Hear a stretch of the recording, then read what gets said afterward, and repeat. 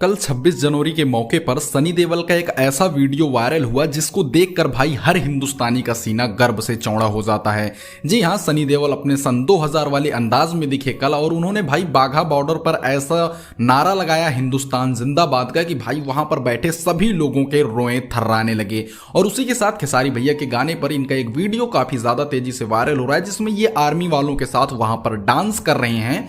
और दोस्तों, सनी देओल जैसा एक्टर हमारे हम लगता है इंडस्ट्री में होगा ही नहीं। जिस तरह की बॉडी थी, जिस तरह की आवाज थी, भाई लगता था कि कहीं ना कहीं भाई सनी देओल जैसा हीरो अब आएगा ही नहीं इंडस्ट्री में।